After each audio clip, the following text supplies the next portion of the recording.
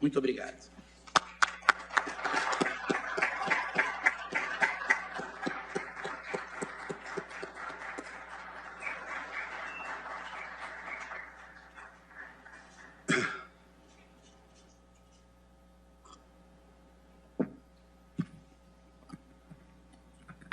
Excelentíssimo senhor presidente da República, Jair Messias Bolsonaro, excelentíssimo senhor presidente do Senado Federal, senador Davi Alcolumbre, excelentíssimo senhor presidente da Câmara dos Deputados, deputado federal Rodrigo Maia, excelentíssimo senhor procurador-geral da República, doutor Augusto Aras, ministros do Supremo Tribunal Federal, presidente do Superior Tribunal de Justiça, ministro Humberto Martins, na pessoa de quem cumprimento os senhores ministros do Superior Tribunal de Justiça, presidente do Tribunal Superior do Trabalho, ministra Cristina Peduzzi, conselheiro Luiz Fernando Keppen, na pessoa de quem cumprimento os senhores conselheiros e conselheiras do Conselho Nacional de Justiça, presidente do Tribunal Regional Federal da Primeira Região, Ítalo Fioravante Sabo Mendes, ministro de Estado de Justiça e Segurança Pública, André Mendonça, na pessoa de quem cumprimento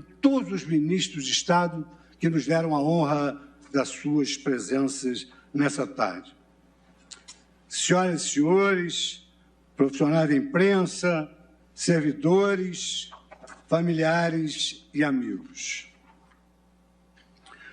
O sonho encheu a noite, extravasou para o meu dia, encheu a minha vida, e é dele que eu vou viver, porque sonho não morre.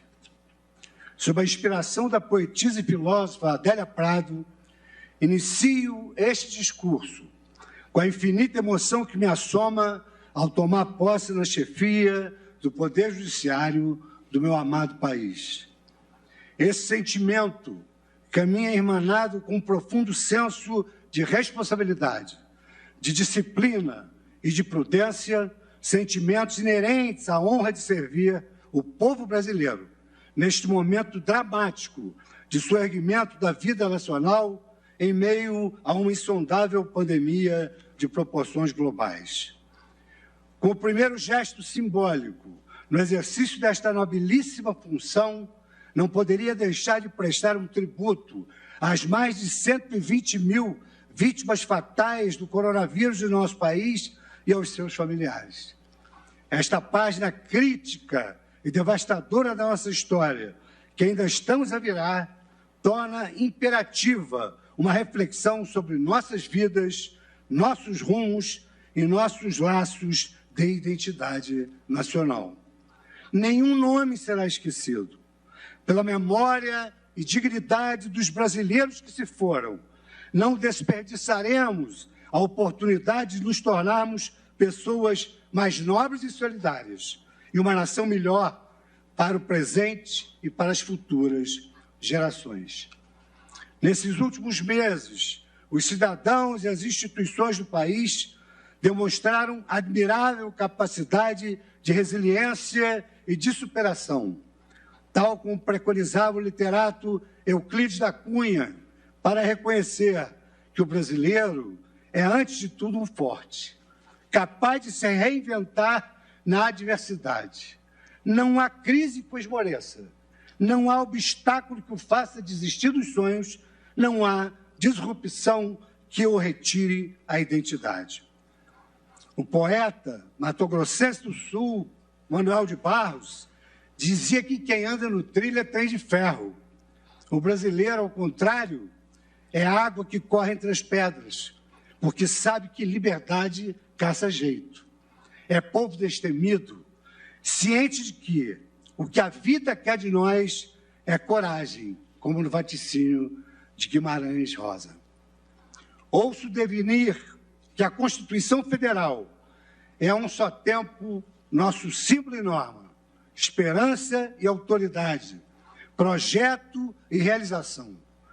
Holística sem ser paradoxal, justapondo e equilibrando todas as identidades cidadãs no bojo de nossas diversidades étnicas, culturais e políticas. Ela é atemporal sem ser anacrônica, ora preservando, ora se ressignificando para garantir estabilidade à vida impermanente. Nossa Constituição Federal, como destacou nosso decano presente, o ministro Marco Aurélio, é onipresente sem ser totalitária, funcionando simultaneamente como ponto de partida, como caminho e como ponto de chegada das indagações nacionais. Nós, juízes do Supremo Tribunal Federal, somos os guardiões desse mais sagrado documento democrático pertencente ao povo brasileiro. É por essa razão que cabe ao Supremo Tribunal Federal dar vida à Constituição cidadã, aqui já citada, na feliz expressão de Ulisses Guimarães, assegurando aos brasileiros o exercício de suas liberdades e igualdades em missão orientada pelos valores fundamentais de uma sociedade fraterna, pluralista e despida de preconceitos. No exercício de suas funções, o Supremo Tribunal Federal tem se desincumbido exemplarmente de seu mistério, assegurando que a nossa Constituição permaneça como a certeza primeira de todos os brasileiros. É ser disso que, numa sociedade democrática, o direito de discordarmos uns dos outros deve ser reconhecido como requisito essencial para o aprimoramento do ser humano e das instituições. Em tempos de pós-verdade, profetizada por Gadamer em seu clássico Verdade e Método, o dissenso expõe os excessos de cada lado do debate e convida a coletividade a enxergar as diversas perspectivas de um mesmo mundo. É somente através da justaposição entre os diferentes que construímos soluções mais justas para os problemas coletivos. Por isso mesmo, democracia não é silêncio, mas voz ativa. Não é concordância forjada seguida de aplausos imerecidos, mas debate construtivo e com honestidade de propósitos. Essa dialética conjura o silêncio dos humilhados e nos relembra as palavras do filósofo Carlos Santiago Nino, para quem são complexas as tensões resultantes do matrimônio entre a democracia e o constitucionalismo. A despeito de nossas diferenças, é imperioso que tenhamos uma única concordância, uma espécie de consenso por justa posição, para a sobrevivência de uma sociedade plural, prometida no patamar do preâmbulo da Carta Maior. As discussões e soluções para o nosso país devem emergir do tecido da Constituição, sempre em respeito aos direitos fundamentais e à cidadania. Nada, absolutamente nada, floresce quando a semeadura é feita no terreno árido para além do entrincheiramento constitucional.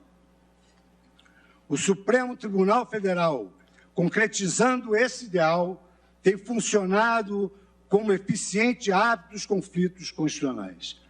A Corte foi responsável por decisões fundamentais para o bom funcionamento dos poderes constituídos, bem como para o aprimoramento do sistema republicano. Destaco as decisões que garantiram a fidelidade partidária para o fortalecimento das agremiações políticas enquanto instâncias elementares da democracia de massa. Destaco a vedação ao nepotismo, prática de todo inconciliável com a moralidade e a constitucionalidade que a nossa Carta Maior destaca. Destaco ainda a iniciativa do Supremo Tribunal Federal ao proferir a constitucionalidade da Lei da Ficha Limpa, iniciativa popular que resultou da intolerância nutrida pela sociedade brasileira em relação à corrupção e à má gestão dos recursos públicos. No plano da cidadania, o Supremo Tribunal Federal assumiu posição importante na garantia das liberdades individuais e na promoção da igualdade material. A Corte elaborou no resgate de identidades historicamente vulneráveis, reconhecendo os direitos dos povos indígenas e dos afrodescendentes nas ações afirmativas em prol das minorias étnicas.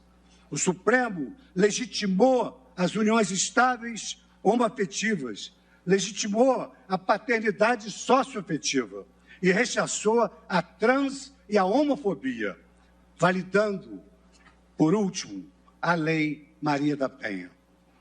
Igualdade traz dignidade e nos afasta do perigo da indiferença para com o outro. Sentimento que, nas palavras de Elie Wiesel, o Prêmio Nobel da Paz, já adoeceu o mundo, gerou o Holocausto e levou meus queridos antepassados a serem dizimados nos campos de concentração. Calcado nesses antecedentes juspolíticos, preservaremos à frente da nossa Suprema Corte a sua função precípua como instituição de jurisdição maior, defendendo a nossa Constituição, seus valores morais e suas razões públicas, conjurando de nossas deliberações temas mais afeitos aos demais poderes. Meu norte será a lição mais elementar que aprendi ao longo de décadas no exercício da magistratura, a necessária deferência aos demais poderes, no âmbito de suas competências, combinada com altivez e vigilância na tutela das liberdades públicas e dos direitos fundamentais. Afinal, o mandamento da harmonia entre os poderes não se confunde nem com contemplação e nem com subserviência. As 3 últimas décadas testemunharam as deliberações valiosas do Poder Judiciário, notadamente do Supremo Tribunal Federal, na consolidação e avanço do processo democrático e social e no resguardo dos direitos fundamentais e das regras do jogo democrático. Se assim o é, também não se podem desconsiderar as críticas em vozes mais ou menos nítidas e intensas de que o Poder Judiciário estaria se ocupando de atribuições próprias dos canais de legítima expressão da vontade popular, reservada apenas aos poderes integrados por mandatários eleitos. Em referência a tal juízo de censura, é comum o emprego das expressões judicialização da política, ativismo judicial. Esse é um aspecto da jurisdição que, como juiz, me é muito caro e preocupante. Assistimos cotidianamente o Poder Judiciário ser instado a decidir questões para as quais não dispõe da capacidade institucional. Mais ainda, a cláusula pétrea de que nenhuma lesão ou ameaça deva escapar à apreciação judicial erigiu uma zona de conforto para os agentes políticos. Em consequência, alguns grupos de poder que não desejam arcar com as consequências de suas próprias decisões acabam por permitir a transferência voluntária e prematura de conflitos de natureza política para o Poder Judiciário, instando os juízes a plasmarem provimentos judiciais sobre temas que demandam um debate em outras arenas que não o Judiciário.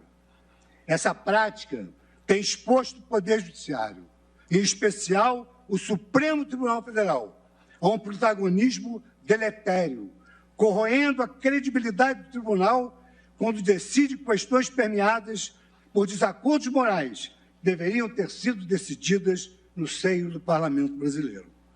Essa disfuncionalidade desconhece que o Supremo Tribunal Federal não detém o monopólio das respostas, nem é o legítimo oráculo para todos os dilemas morais, políticos e econômicos de uma nação.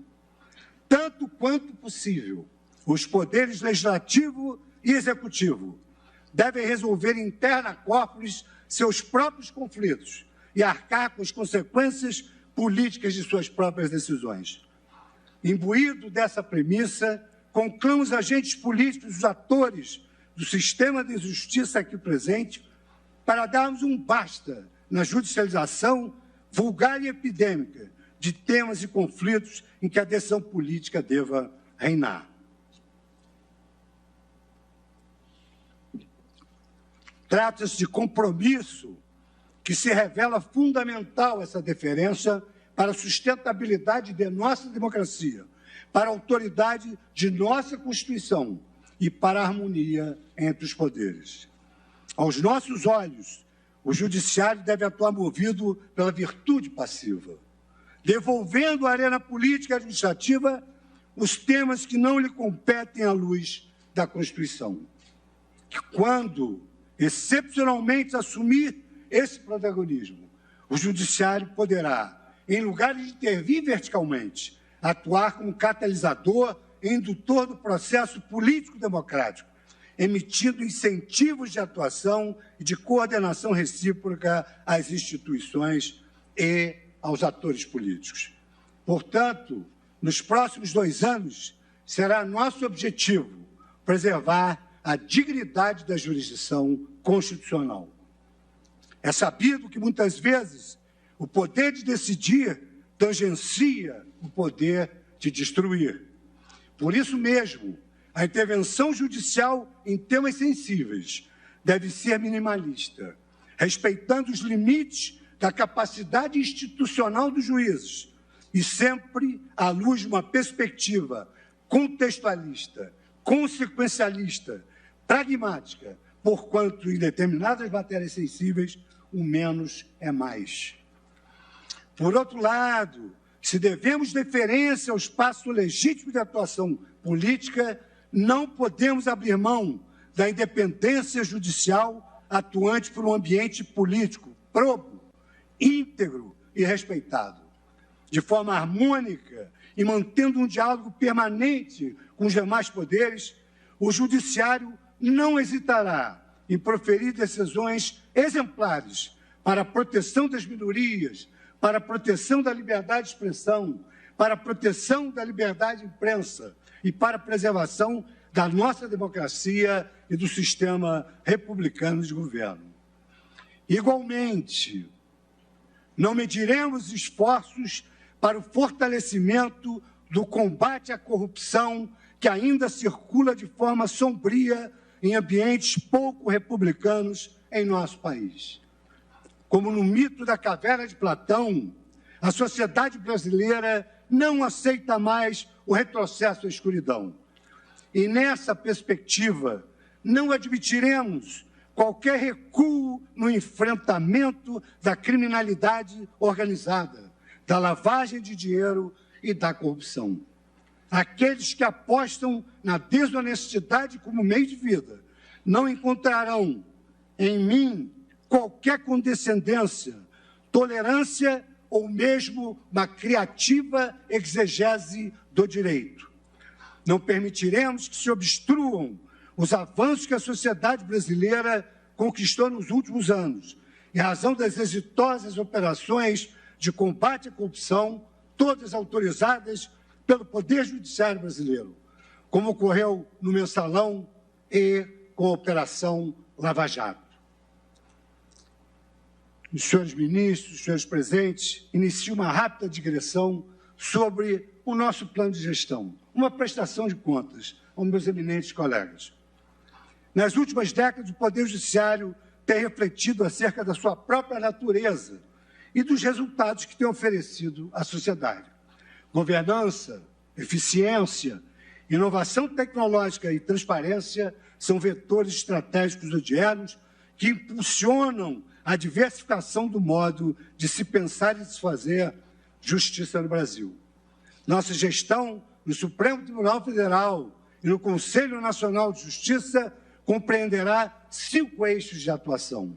São eles: a proteção dos direitos humanos e do meio ambiente, a garantia de segurança jurídica conducente à otimização do ambiente de negócios do Brasil, o combate à corrupção, ao crime organizado e à lavagem de dinheiro, com a consequente recuperação de ativos para o nosso país, o incentivo ao acesso à justiça digital e o fortalecimento da vocação constitucional do Supremo Tribunal Federal. Todos esses eixos encontram-se alinhados aos Objetivos de Desenvolvimento Sustentável da Agenda 2030 da Organização das Nações Unidas. Como forma de criar um canal permanente para o diálogo entre o Judiciário e a sociedade civil, criaremos um Observatório de Direitos Humanos no âmbito do Conselho Nacional de Justiça, com a participação de lideranças nacionais. A sociedade civil terá, assim, voz para propor iniciativas a serem adotadas por toda a justiça brasileira em matéria de direitos humanos. A vocação constitucional estrito sensu do Supremo Tribunal Federal merecerá especial atenção nos próximos 2 anos, porquanto não se justifica, como aqui assentou ontem o nosso estimado amigo e presidente Dias Toffoli, não se justifica que sejamos a Corte Suprema que mais julga processo em todo o mundo. Em 2019, foram 115.603 processos julgados, 115.000, em contraposição, por exemplo, aos 70 casos julgados pela Suprema Corte americana.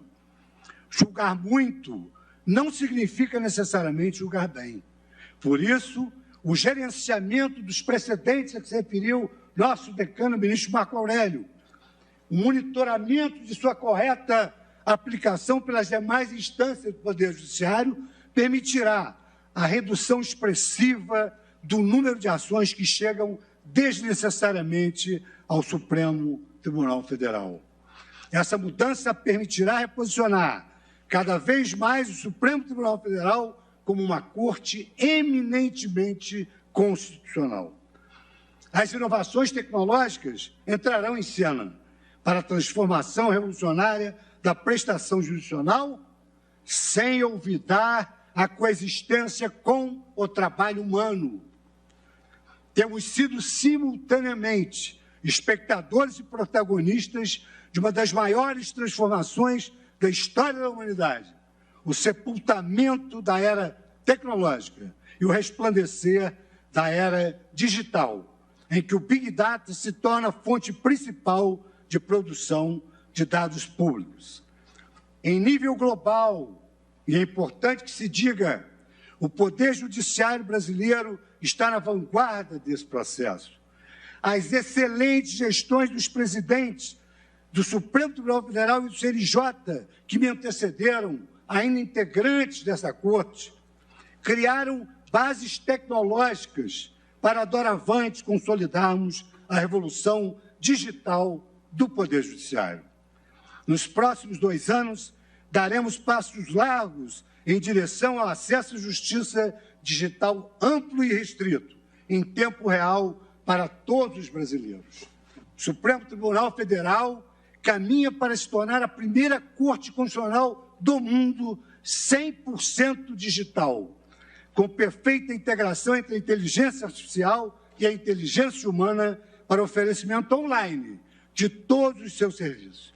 Nos próximos dias, com amparo na Lei de Inovação Tecnológica, lançaremos o Inova STF, um laboratório que reunirá desenvolvedores computacionais, estatísticos, juristas e pesquisadores em ambiente único e inovador para juntos arquitetarem soluções de tecnologia jurisdicionais, inclusive com a integração às startups em todo o país.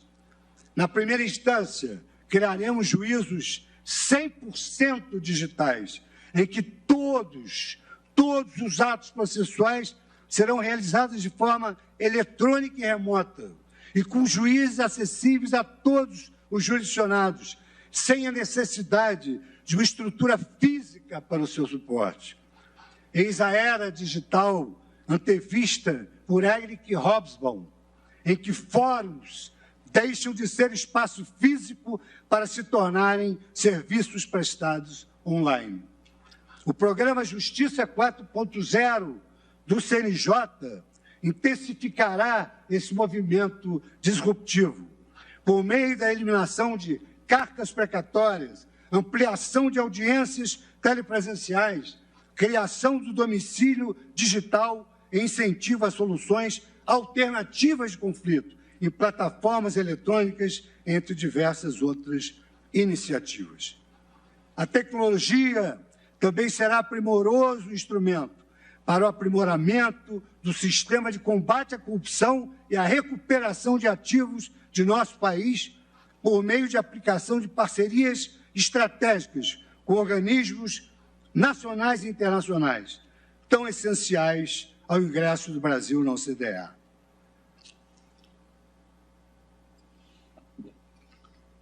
A preocupação desta gestão que se inicia também é a de que o Poder Judiciário atue para proporcionar a segurança jurídica necessária para a estabilidade e a prosperidade do país.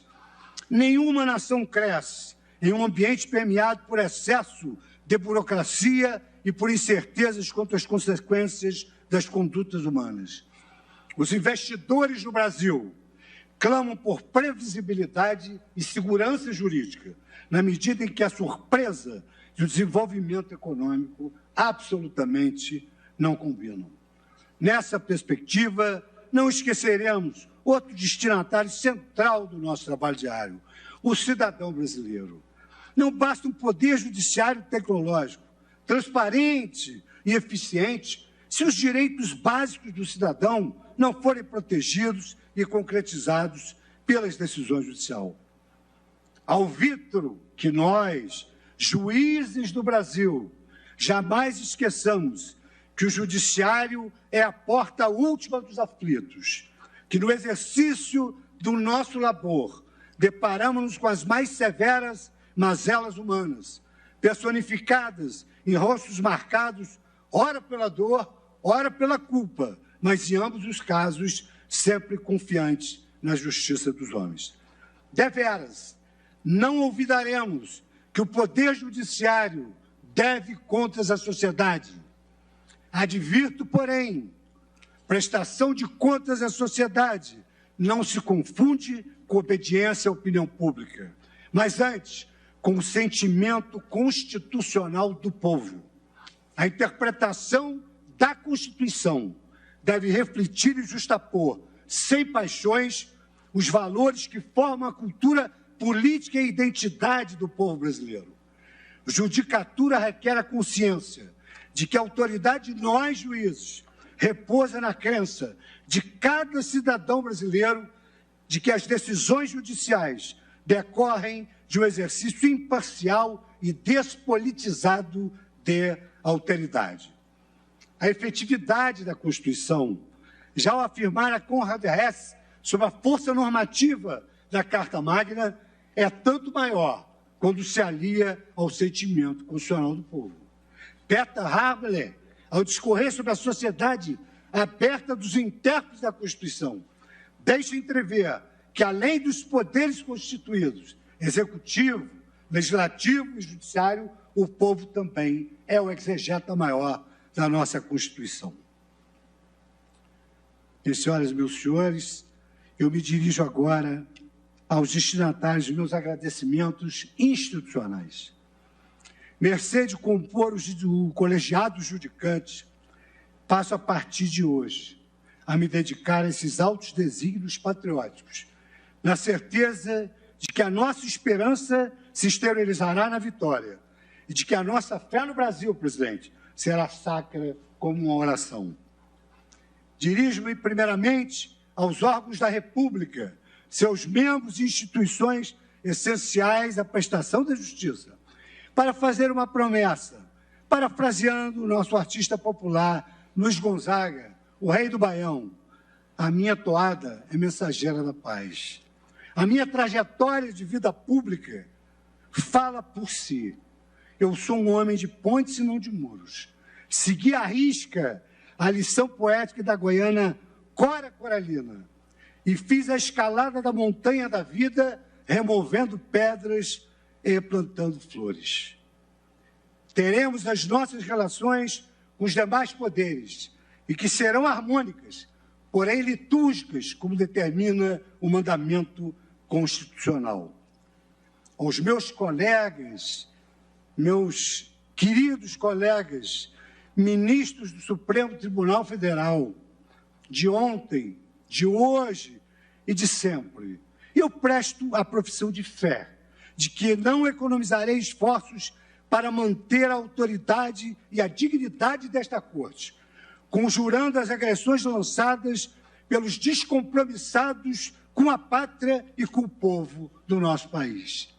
Esses corruptos de ontem e de hoje, e que são os verdadeiros responsáveis pela ausência de leitos dos hospitais, de saneamento de saúde para a população carente, pela falta de merenda escolar para as crianças brasileiras e por impor ao pobre trabalhador brasileiro uma vida lindeira à sobrevivência biológica.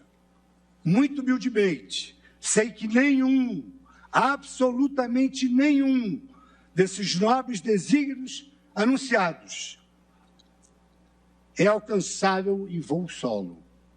Assim como os poderes da República devem ser harmônicos entre si, a harmonia também deve reinar internamente na nossa Corte. Todos os objetivos aqui enumerados serão alcançáveis por uma administração colegiada do nosso tribunal, da nossa Suprema Corte. Sei que conto com o apoio e a colaboração de Vossas Excelências. Ministro Celso de Mello, nosso decano e a nossa constante inspiração que nos assiste por videoconferência. Ministro Marco Aurélio Mello, também nosso decano, o verdadeiro artesão da solução dos casos subjúdice. Ministro Gilmar Mendes, a cultura a serviço da nação. Ricardo Lewandowski, o tutor do federalismo moderno. Carmen Lúcia, a precursora dos novos perfis do direito administrativo. Dias Toffoli, destinatário das palavras especiais que advirão. Rosa Weber, uma humanista a serviço do direito. Luiz Roberto Barroso, intelectual e jurista interdisciplinar, cujas palavras especiais também advirão. Luiz Edson Fachin, intransigente defensor da filosofia constitucional. E Alexandre de Moraes, jurista de incomparável experiência na vida pública. O Supremo Tribunal Federal há de ser unívoco nas suas manifestações justpolíticas e mesmo na salutar divergência, há de ostentar coesão de ideais e de força capaz de repudiar, em uma só voz, eventuais atentados à ordem democrática. A importância da união de uma corte foi exposta de forma lúdica e poética pelo cientista político e processualista Piero Calamandrei. Diz o mestre, a independência dos juízes, isto é, aquele princípio institucional pelo qual, no momento em que julgam, eles devem sentir-se desvinculados de toda e qualquer subordinação hierárquica, é um duro privilégio que impõe a quem o desfruta. A coragem de ficar a sós consigo mesmo, frente a frente, sem se esconder atrás do biombo da ordem superior. Por isso, o caráter do colegiado, que costuma ser considerado como garantia de justiça para os réus, talvez tenha sido concebido, antes de mais nada, para o conforto de nós juízes, para dar aos juízes um pouco de companhia na solidão da sua independência. Dirijo-me agora à minha equipe, que há 9 anos lealmente me acompanha, prestando o suporte necessário para que essa árdua caminhada se torne mais leve e aprazível. Tenho amor por todos e comedimento para não cometer nenhuma falha, e por isso peço vênia para não citar nenhum nome.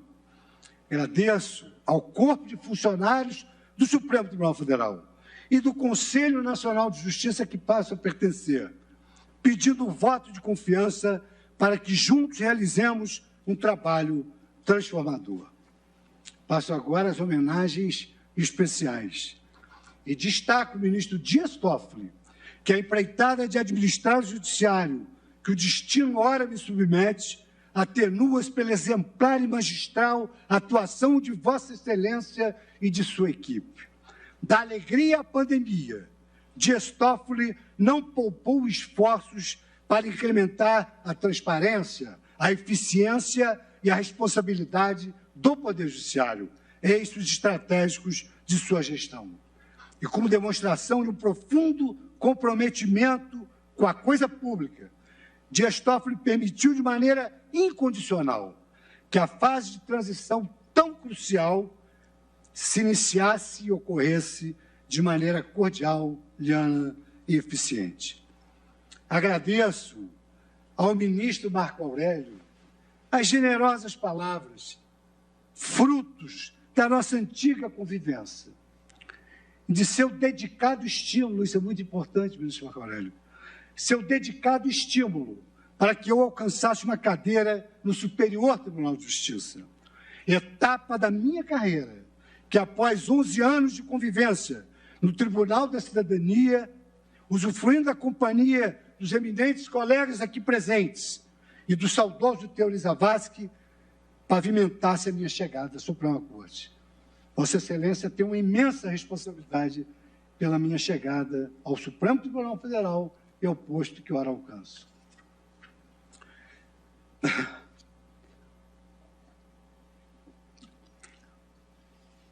Quero também agradecer ao destino a possibilidade de trabalhar lado a lado com esse amigo da juventude, intelectual da palavra simples e doce, e irmão de uma fé multifária que nos une a tantos outros, que é Luiz Roberto Barroso. Beto, eu mergulho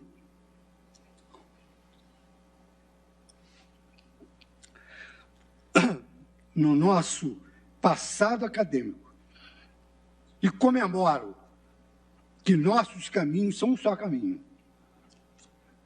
Nossas almas, uma só alma.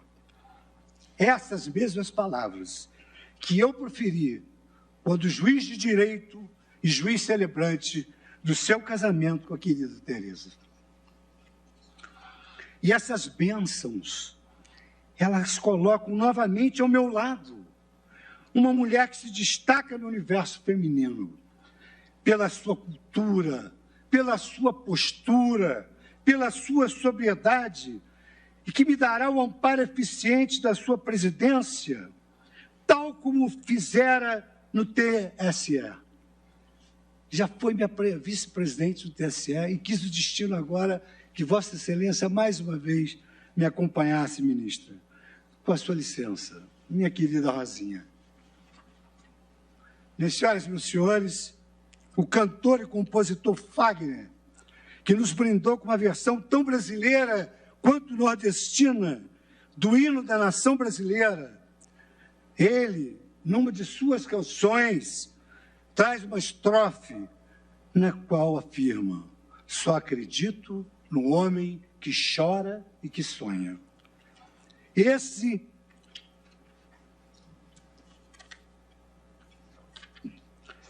é o momento mais sensível de dedicação aos amigos e à família. Essa missão que ora assumo, e assim como fiz no introito desta fala, é um misto de sonho e de realidade. Eu aprendi com a vida, desde cedo, que a maior capacidade do ser humano é transformar os seus sonhos em realidade. Na minha visão, os sonhos são o bálsamo da vida e o alimento da esperança. Sonhar acordado é vislumbrar o destino que nossos corações desejam. Fernando Pessoa, que valia por uma literatura inteira, nos seus belos poemas enunciava: sonhando sempre eu não tinha sonhado, que nesta vida sonha-se acordado e que neste mundo a sonhar se vive.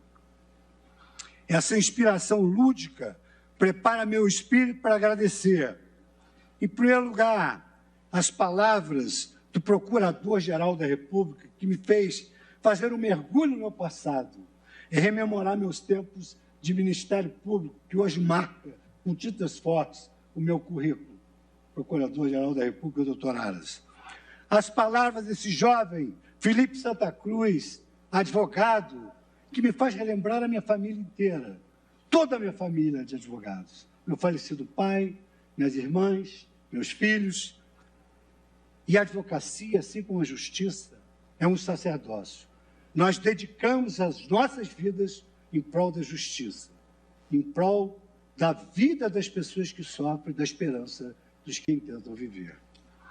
Agradeço os meus amigos que forjei no Ministério Público do Estado do Rio de Janeiro, no Tribunal de Justiça do Estado do Rio de Janeiro, no Superior Tribunal de Justiça, aqui hoje presente, com tantos amigos queridos, para não cometer nenhuma injustiça, vou nominar Hamilton Carvalhido, meu querido Hamilton Carvalhido.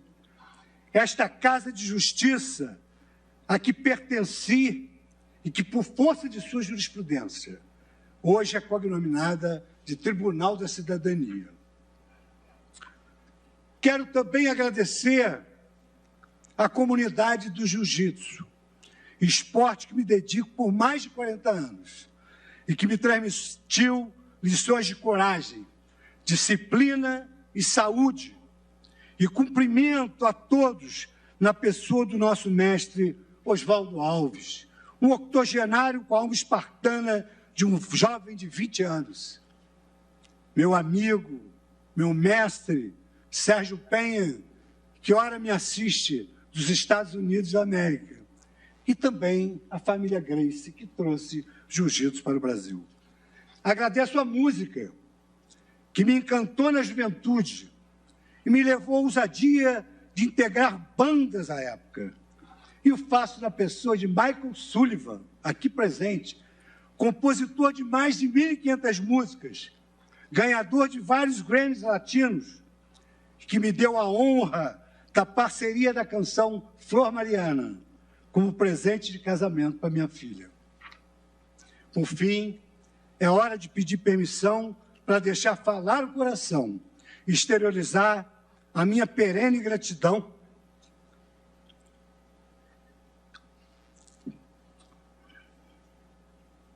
à minha família. Momentos em que os nossos olhos não traem o nosso coração de fé. Em primeiro lugar, minha gratidão à minha mãe, Lucy Fux, amiga, conselheira, faz 91 anos amanhã, e pautou a minha criação permeada pelo carinho e pelos conselhos de responsabilidade e de independência. Luiz Alberto Pi, na sua obra Olhar Acima do Horizonte, discorre psicanaliticamente que as palavras que uma mãe fala para os seus filhos nunca saem de suas mentes. Ter ouvido da minha mãe, após o meu discurso de posse na magistratura, que o atributo que ela mais admirava em minha personalidade era a minha independência, fez de mim um homem corajoso, um homem de diferentes maledicências, altivo com os opulentos, mas caridoso com os indigentes. Agradeço ao meu porto seguro,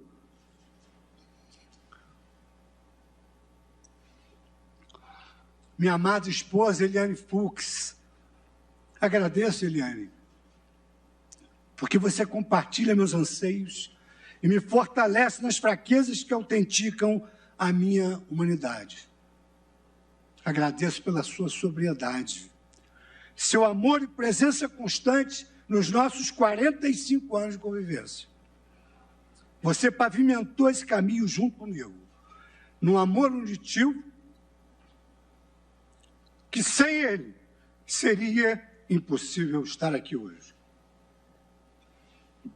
Esse exemplo é seguido pela minha querida nora Nicole e pelo meu genro Hercílio José. Agradeço aos meus filhos, razão maior do meu viver e a melhor parte de mim mesmo, relembrando as doces palavras de Khalil Gibran. Teus filhos não são teus filhos, são filhos da vida. Vêm através de ti, mas não de ti. embora estejam contigo, a ti não pertencem. Podes dar-lhes amor, mas não teus pensamentos, pois que eles têm seus pensamentos próprios. Podes abrigar seus corpos, mas não suas almas, pois que suas almas residem na casa do amanhã, que não podes visitar sequer em sonhos. Podes esforçar-te para parecer com eles, mas não procurei fazê-los semelhante a ti, pois a vida não recua e não se retarda no ontem. Teus filhos não são teus filhos, são filhos da vida. Dedico a minha emoção também aos meus doces netos aqui presentes. Patrick, o meu tique, que me chama de monstro do beijo, porque toda hora eu quero beijar ele. A Rafaela, minha princesa mais bela, que se arrumou hoje para homenagear o vô Lula. E o Nicolas, que é a figura do meu pai em miniatura e que ficou em casa porque ainda é muito novo. Todos eles filhos de Rodrigo Fux e da Nicole. Dedico também esse desvanecimento a Maria Valentina, que veio ao mundo na antevéspera da posse como símbolo de um sonho, para iluminar a vida de todos nós, em especial da minha filha Mariana e de Ercílio. Ela, ausente, porque está no período de aleitamento. Mas já tem um veio jurídico, não é, ministra Rosa? Ela já visitou a primeira turma na terça-feira durante o julgamento. Me colocaram nos meus braços Maria Valentina, para que todos os meus colegas, que eu tanto amo, conhecessem. Também saúdo as minhas queridas irmãs, companheiras de toda a minha existência, Rosane e Bettina Fux.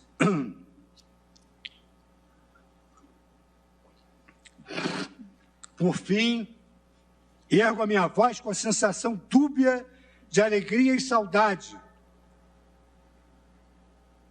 para a qualidade de filho amado do meu saudoso pai Mendel Fux, cuja figura está ali na primeira fila, tal como ele fazia em todos os meus concursos, em todas as minhas posses, me acompanhava em todos os momentos. Era amigo dos meus amigos. Todos os meus amigos conhecem Dr. Mendel Fux. Eu trouxe o retrato dele aqui também. Não sabia dessa surpresa. E queria agradecer ao meu pai, porque ele foi um grande educador enquanto vivo. E agradecer a ele a sua presença nas minhas preces noturnas depois da sua partida. Agora, mais simples ainda, consigo enxergá-lo aqui na primeira fileira. Como ele sempre fazia nas minhas empreitadas, durante a minha caminhada no magistério e na magistratura, nesse culminante